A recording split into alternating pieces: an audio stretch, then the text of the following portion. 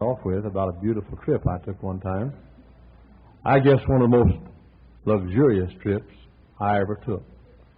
As you know, I travel a great deal, and I've traveled, I'm sure, as much as most anybody alive, as far as number of miles per year. But one time I took a trip I'll never forget. I guess of all the trips that I took, it was the most enjoyable trip, or perhaps the most beautiful of conveyances, or one of the most beautiful. It was of all things a train trip. I haven't been on a train in a long time, but I used to take a lot of train trips, and back before flying became so popular, I used to, and before I had so many miles to travel between engagements, I used to ride on trains a bit. But I guess one of the most beautiful of all trips I ever took in my life was on a train. I got on the train, and they put me in a car. It wasn't exactly, but it's been some time ago. It wasn't exactly what you'd call a bedroom car or what they call roomettes. But it's sort of a lounge-like car. The seat that I had was a swivel seat, and in sort of a lounge or living room kind of style or parlor style. One of the most beautiful cars, chair cars, on which I had ever ridden or which I've ever seen. And then you walked into the next car and up some stairs, and there was a sun deck where you could go for a while. And especially if you wanted to in the daytime, the sun could shine, you could look out and see the stars at night. It was sort of a glass kind of a top, beautiful thing. And I went up, looked at the stars through the sun deck, and then early the next morning I saw the sun up, and it's a gorgeous place. And then they had a lounge car, a special lounge car, and that was where they would serve you liquor. Of course, I didn't drink any, but I went up and got me something soft to drink and had some little tidbits on which to nibble. I don't think I've ever been treated with any more royalty than I was treated on which I was treated on that trip. Bedtime came, and a porter came and said, "It's time for me to make your bed." Well, I'd never done anything like that on an airplane before, and he made my bed. It was a Pullman car, and while I was sleeping, he shined my shoes. Literally, I put my shoes at a certain spot. The place said shoes. I thought where you kept the shoes, but there's another door on the outside into the hallway. I didn't know that you could come steal my shoes from the outside, but the porter came, opened the door, and shined my shoes during the night. Such luxury I had never known. Time came to eat. Before I went to bed, went to eat to the diner. Anybody ever eat on a diner? You know how luxurious it is to eat on a diner. I guess of all the luxury in the world that I've ever enjoyed, a diner to me seems the most luxurious. There you're sitting on a train, and there was a guy sitting on a train one time in a diner. There's a Catholic priest right across the street, and the air conditioner went out on the train. It was the hottest day I'd ever seen. I was going down to South Texas somewhere, hottest day I'd ever seen. And the priest and I had been doing a little discussing, to say the least, and that is the least to say, about certain things. And so I had told him I'd rather be a preacher in a day than a priest, and I had told him, "Why do you wear that garb for?" And so it got so hot, I looked down at the floor, and he had taken his breeches off. They were lying beneath him on the floor. And, of course, he had the gown on over his breeches. And he said, "You can't do that. That's one advantage to being a priest over being a Baptist preacher." And I said, "You're right. I'm not going to take my breeches off. But thank God I wear breeches all the time." And so, anyway, this was a magnificent trip. I was in the nicest chair car in which I'd ever been. That beautiful, beautiful sun deck with a dome-like thing in the next car. A delicious meal on a diner with a clickety-click of the wheels and the tracks and so forth going along, and eating a steak, yes, a steak. Delicious meal on the diner. And then after I got the next morning, went to the diner again, had a wonderful, wonderful meal. Went out on the sun deck and saw the sunrise first, and then had a delicious meal in the diner. What a trip, what a beautiful car, what a beautiful train, what a wonderful, wonderful trip. But next morning, they said, "We're coming into San Antonio, Texas." And we came into San Antonio, and the next thing I knew, I was on a bus going to Fort Sam Houston, Texas. be inducted in the United States Army. Now, I'd rather take a lousy trip to a good place myself than take a good trip to a lousy place. Wonderful, wonderful train, gorgeous train, beautiful diner, wonderful facilities, restful sleep, delicious steak for dinner, beautiful dome, sun deck kind of a car, tremendous lounge, delicious treatment, shine my shoes, and everything. But no, the destination was not quite so pleasant. And I ended up in Fort Sam Houston, Texas. But here's something, I did not know where I was going. They did not tell me. They put me on this train in Dallas, Texas, and I had no idea where I was going. Somebody said we're going to Fort Ord, California. I didn't know. It was dark. Somebody said we're going to go to Fort Hood, Texas. I didn't know where I was going to go. Somebody said we're going to go to, I think, Camp Bowie out in West Texas. I didn't have any idea where I was going to go. Had no idea where I was going. All I knew was it was a wonderful, wonderful trip. But after I'd finished the trip, I wish I hadn't gotten on that beautiful train. That's exactly what the author is teaching us, God is teaching us in Ezekiel 27. In Ezekiel 27, our Lord likens the king of Tyre and the country and the city of Tyre to a beautiful ship. He says that this ship is the most magnificent of all ships. And he's likening this to our lives. I'm talking to folks this morning, having a wonderful journey on your way to hell. Having a big time, but you don't know where you're going to go. There are folks right here today who are traveling in luxury. I mean, you're driving Cadillacs maybe, and you're living in beautiful homes, and you're the last of the great spenders, and you have everything that money could buy, and thrills and delight. You tip the cocktail to your lips and have an exciting thrill. Or you go out into immorality and have those thrills and sensuous feelings that come through giving your body again and again to different people and live in sin. And oh, what a good time you're having. But you better look and see where the destination is. You might be sorry, like I was, that you got on the train when you find out where the train's going to go. And so our Lord takes a beautiful ship here, and he's talking to the king of Tyre. And he says, the king of Tyre, he says, you're just like somebody that boards a beautiful ship. Now, he describes the most beautiful ship that you can imagine, and especially in the terminology that the people of Tyre can understand. He said, the boards on this ship are fir trees from Senir. Now, Senir was a special spot on the top of Mount Hermon. Mount Hermon is a special, beautiful mountain, the highest spot in all of Canaan, I guess, on the northwest side of the beautiful Sea of Galilee or the Lake Gennesaret. You can get on the Sea of Galilee and look back and see that beautiful white top of Mount Hermon. Now, there was one little spot on Mount Hermon that was called Senir. And on that little spot of Senir was a little clump of fir trees that were the most exclusive, coveted fir trees in all of Canaan. Now, these fir trees were used for woodwork in Solomon's temple. They were used for spears and musical instruments. They had a fragrant smell. They were used for cabinet work in the richest of the homes in Canaan and in Israel. These were the boards of this ship. And so God said through Ezekiel to the king of Tyre, he said, I want to show you a beautiful ship. So beautiful that the boards are made from fir trees, but not just fir trees. Those exquisite fir trees, those exclusive fir trees on Senir, on Mount Hermon. Then he said not only that, he had the boards on the ship. He said the mast. We're going to make the mast from cedars of Lebanon. Oh boy, that was really something. Cedars of Lebanon were used for timber, for palaces. Solomon built his house with cedars of Lebanon. The temple was built, much of it, with cedars of Lebanon. The cedars of Lebanon were used in ceremonial services.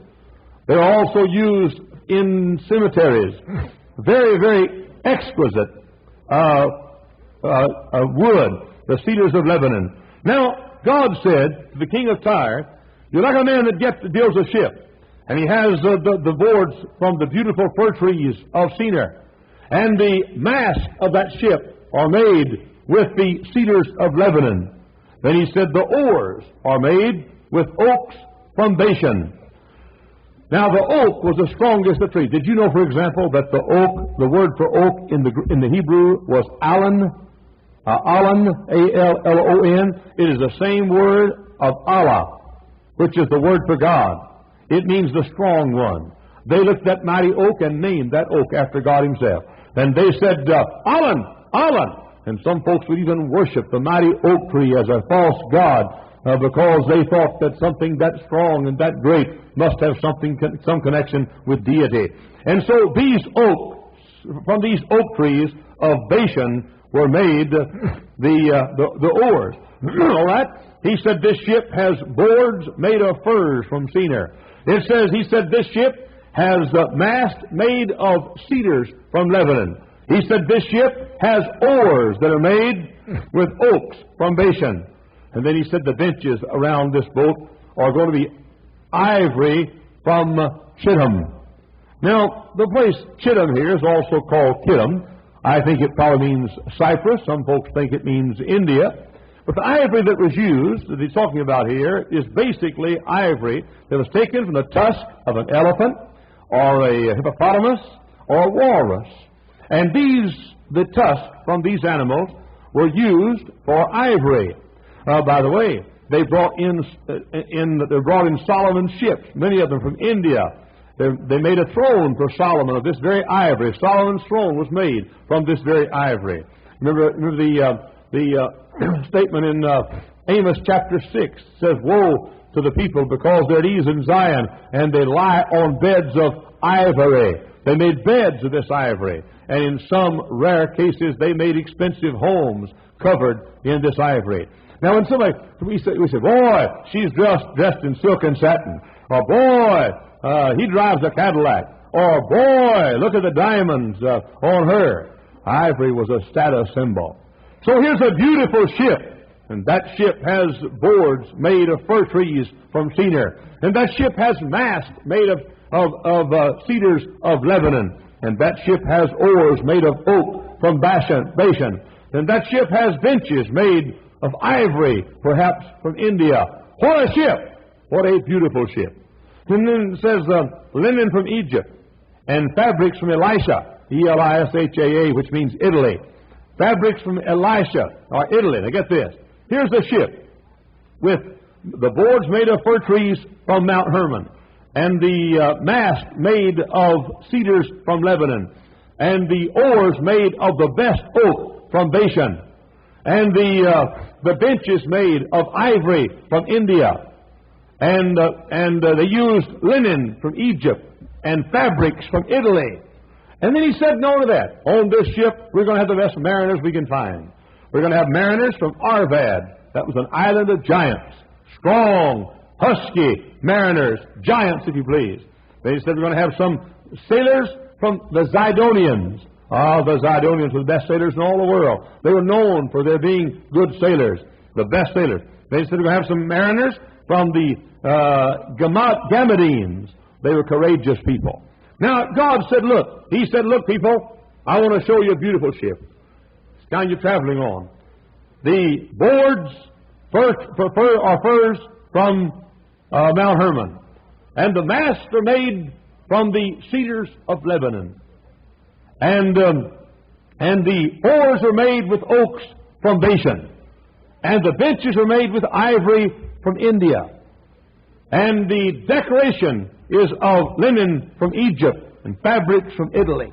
And I'm going to choose for this ship the strongest, the most courageous, and the wisest of all the mariners you can find. What a ship! And then God goes a little further along and he says, that ship, so beautiful, he says, thy rowers have brought thee into great waters. The east wind hath broken thee in the midst of the seas. Thy riches and thy fares, thy merchandise, thy mariners, thy pilots, thy caulkers, and the occupiers of thy merchandise, and all thy men of war that are in thee, and all in thy company, which are in the midst of thee, shall fall in the midst of the sea in the day of great ruin.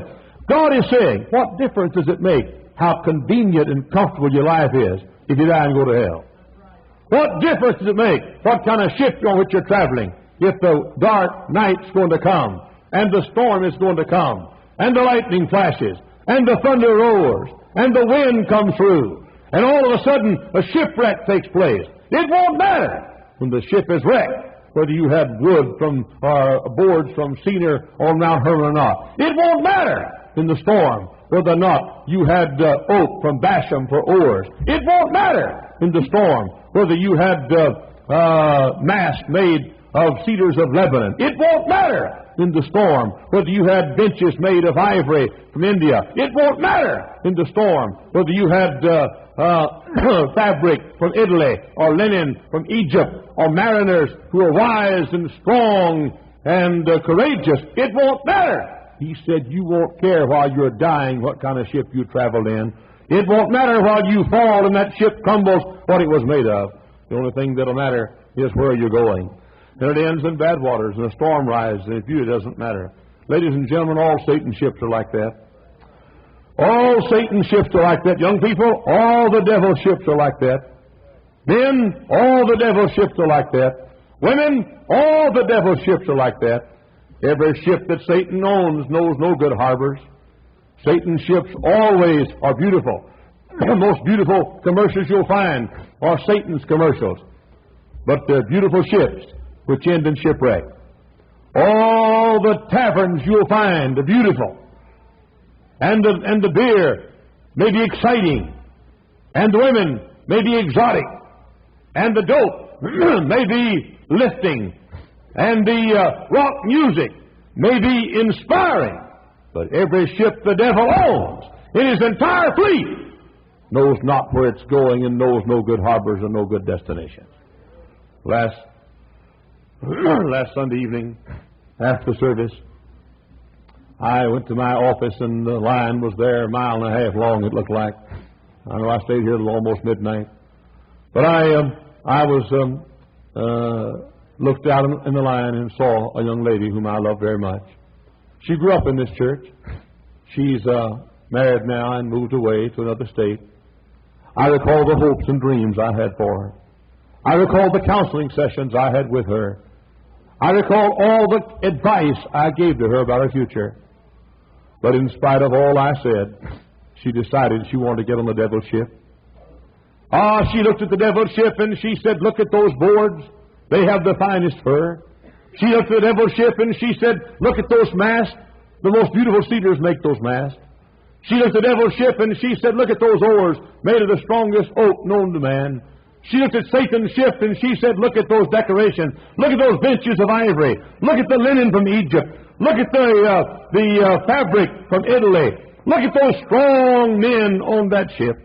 And this young lady, like far too many young ladies do, decided to get on the devil's ship, not caring where it went. She got in the wrong crowd. She married the wrong kind of fellow. She forsook every teaching her pastor taught her, every teaching that we taught her for these years, though she grew up from infancy in this church. Last Sunday night she was here, back for a visit. She came to my office. I said, I'm so glad to see you. She said, Brother Hyles, just came by to tell you I love you. That sounded like she always was. She used to come by and say, Brother Hyles, I love you and I'm thankful you're my preacher. And I said, are you moving back to the area? She said, yes. I said, wonderful, wonderful. I want to meet your husband. She bowed her head and she said, he's not coming. And then I knew what it was. I said, you mean? She said, that's right. She said, I didn't listen to what you said. Beautiful ship. Lights on the ship were beautiful. The clanging of the glass of liquor. They look and sound mighty good. And the touch of the red wine to your lips. What excitement. And that rock music that goes inside your bones and gets inside your nerves and gives you excitement and thrill. How wonderful! Ladies and gentlemen, before you board that ship, you better look up and see where it's going. You better look up and see the destination. She did not know that ship was going to lead her with a broken home. She did not know that that ship was going to leave her someday in the harbor of loneliness. She did not know that at the tender age probably of 20 or 21, she did not know she'd be left with nobody to help her but the same preacher who tried to guide her years and years ago. And I told her, I said, when you get back, I'll help you. God knows I will. I'll help you. Oh, listen to me, ladies and gentlemen. The devil's ship is a beautiful ship, but it always leads to destruction. Music may sound beautiful, but it always leads to destruction. Listen, nobody will ever turn out right go in the rock music crowd. Never will. Never will. Nobody will ever turn out right go in the liquor drinking crowd. Nobody will ever turn out right going the immoral route. Those ships that the devil has in his harbor that look so luring and so beautiful, they end up with shipwreck and storm. You just give me that old ship of Zion that keeps going along. Maybe the wood's not as pretty as the wood of the devil's ship. Maybe the mast is not as strong as the mast of the devil's ship. Maybe the benches are not like ivory like the devil's ship has. But blessed be God, the ship ends up in heaven. That's where I want to go. Now, like old Sam Jones used to say, I'd rather ride a kiddie car to heaven than ride an airplane to hell. And so the wise man Ezekiel said, as God inspired him, he said, and folks in this room, dozens of you, right now, you've listened to the devil's temptation. You've listened to his publicity. You've seen his dirty lying advertisement. You believed it. You go with the devil's crowd and drink with the devil's crowd and curse with the devil's crowd and live in sin with the devil's crowd. I know what it looks like. I know the lights are bright. I know the commercials are pretty. I know there's a thrill and a tingle for a moment. But you mark it down, ladies and gentlemen, you get on that ship and shipwreck's just across the water. The storm's going to come. The night's going to come. The rough time is going to come. So many times I hear the same story. And you're a fool to stay on that ship. You're a fool. This building is not as beautiful as the devil has to offer. And our signs out in front and our lights are not as beautiful as the devil has to offer. And I'll be quite frank with you, I'm no Johnny Carson myself, thank God. And I'm not in danger of unseating. I'm trying to think of some famous movie star. The last one I went to see was Buck Rogers. I'm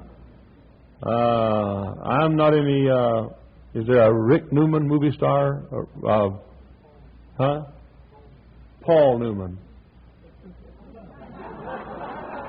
Boy, you are crazy. You're an idiot. That's all it is to it. I'm no Paul Newman. I got a photo one. I'm no Rock Hudson. The only thing I have like Rod Hudson's, our hair is a great deal alike. Both of mine look like all of his. Now, and this book here doesn't have any centerfold in the middle of it, bless God. Sort of black. And the lights don't flash on and off outside at night. And the ship is not quite as comfortable as other ships. But while the beautiful ships are wrecking at sea, the old ship of Zion keeps on going. It keeps on going. I was in a taxi cab the other day down south, and the taxi driver was cussing up a storm. He said, "You know it's cussing up a storm because I was storming back in the back because he's cussing." And so I said, "Hey," I said, "are you a Christian?" And he was insulting me. He said, "I'm an agnostic." "Oh," I said, "you know Greek." He said, "What?" I said, "You just gave a Greek word." He said, "What?" I said, "Agnostic." "I didn't know it was Greek." I said, "You said you're an agnostic." I said, "You know what the Latin word for agnostic is?" "No." I said, "It's ignoramus." That's what it is.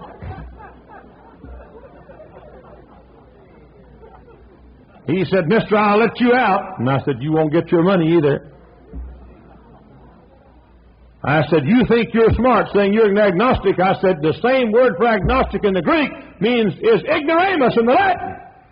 And I said, "A person with an agnostic is an ignoramus. And a person that gets on the devil's ship is an ignoramus. And a person that thinks he's going to end up good traveling on the devil's boat. I don't care how nice the floor is. I don't care how pretty the wood is. I don't care how high the masts are. I don't care how exquisite the linen is. I don't care how beautiful the fabric is. I don't care how lovely the ivory is. Every ship that ever has goes to hell. That's where it goes. Ends up in destruction and ruin. I beg you this morning in God's dear name, don't you believe the devil flies. He's gotten on these little television boxes in our houses and put every kind of advertisement, advertised his wiles. I was reading an article someone gave me just today about a university up in New York State. New York or New Jersey, one of those two states, a university, they have a love room. A love room where you can go and have sex. Students can. Spend the night with each other. It's called a love room. That love room is reserved. You make reservation for it. Now, if you want to make love, illicit love, just reserve the love room. Let me tell you something, young people. That may look pretty nice on the outside for a while. Excitement of it. Ah, that handsome man or that lovely young lady. Ah, this kind of a swinging life, it's the kind of life for me. There never has been, there never will be, there never can be anybody who gets on that ship and without ending up in shipwreck. Nowhere in the world. Beautiful ship, but it's wrecked across the way. Same thing is true with the nightclub life and the country club life and the tavern life and the life of sin, the selfish life and the free love kind of life. All of it has built a beautiful ship that looks good to the naked eye, a beautiful ship that sounds good to the carnal ear, a beautiful ship that smells good to the carnal nose, a beautiful ship that feels good to the carnal flesh. But out yonder across the ocean someday when the storms come and the night falls, that old ship's going to crumble and everybody on it. Years ago, in a European country, there was a certain king. And that king had what most Europeans kings had. He had what they called a court fool. We'd call it a court comedian. It was simply a very funny man, a la Red Skelton, a la Bob Hope, who was employed with the king to give performances, humorous, comedian-like performances for the royal family and so forth. And every king hired one. It's called a fool. Again, I say, we'd call it a comedian, but they called him a fool because he was so humorous. Ah, there was one king who had the best comedian of all. He had the Bob Hope of his day. He had the Red Skelton of his day. He was so proud of his fool. One day he called his fool in.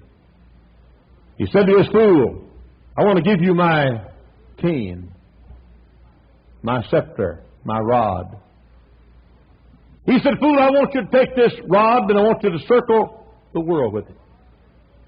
I want you to see if you can find your equal. Someone who's a better fool than you are. Someone who is more fool than you are. Someone funnier than you are. I want you to find it. When you come back, when you find him, I want you to give him this rod, this scepter. And tell him it's for me. I want the biggest fool in the whole world to have this scepter. The fool began his journey. He went from country to country, from fool to fool. He found no fool bigger than he was. He found no fool funnier than he. Days became weeks, and weeks became months, and months became years, and years multiplied.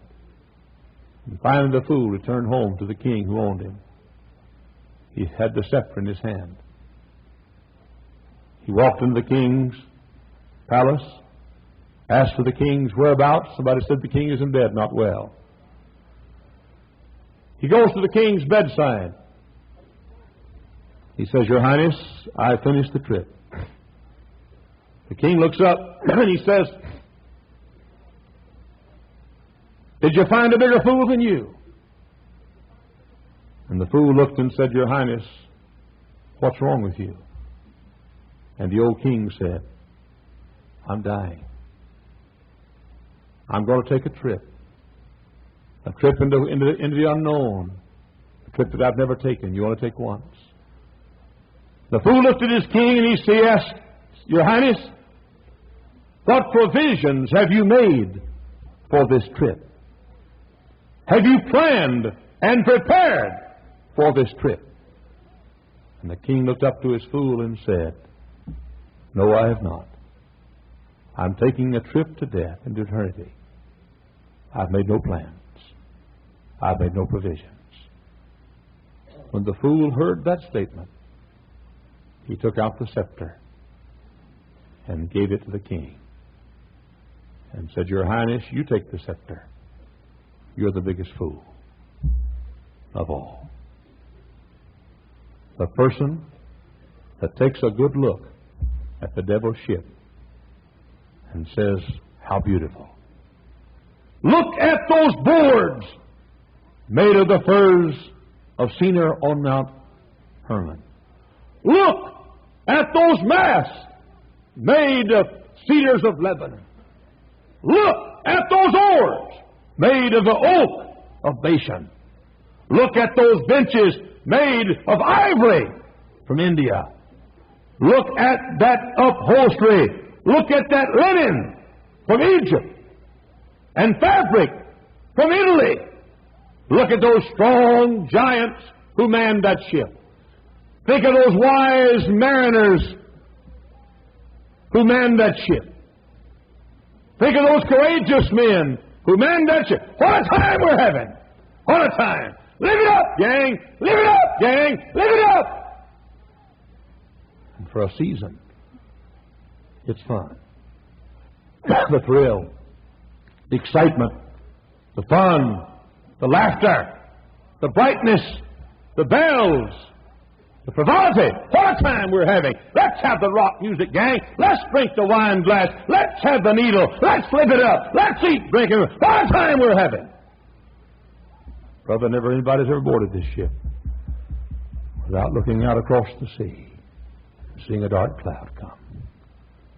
Nobody's ever boarded this ship without soon hearing the howling, whistling winds of storm. Looking up and seeing a dark night decorated with a light of lightning, and felt the old ship begin to shake, and felt the old boards begin to break and crumble. And you find out, and life is wrecked and ruined. The biggest liar in the world is the devil. Don't listen to him. Don't listen to it. Get off his ship today. Get on the old ship of Zion that keeps sailing along toward the land that is fairer than day. A few months passed. I became a paratrooper. I got a furlough. Couldn't afford to ride a plane or a bus or a train. I went out and hitchhiked home. On my journey home, I rode in the back end of a truck carrying bricks. Laid down bricks for my mattress and a brick for my pillow. And drove about 200 miles trying to sleep in the back end of an old truck on bricks. Hitchhiked again. People came and said, I haven't got in a room. I said, you can sit on my boy's knee back in the back. I sat in an old bitty car, an Austin car. Some of you folks don't remember those. They were the forerunners to the Jeep. Austin car. Sit on the back, on a guy's knee back in the back. They took me down the road, hitchhiked again. Some young folks stopped me. I was a soldier. Young folks stopped me. And they had a girl that didn't have a date, and she wanted to entice me. And so when they stopped for a red light, I opened the door and took off running. And then I rode in the back of trucks. I rode in pickup trucks. 1,500 miles I hitchhiked. I didn't have one decent ride on the whole trip. Miserable trip. Until I saw the city limit sign that said Dallas, Texas. Home. Home. Home. I enjoyed the trip going best. I enjoyed the destination returning best. Get off the devil's ship and get on the ark of God, made with the boards of Calvary and sealed with the precious blood of Christ. Let us pray. Thank you for listening.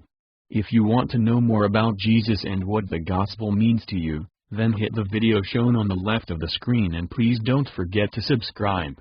May the Lord Jesus Christ bless your day.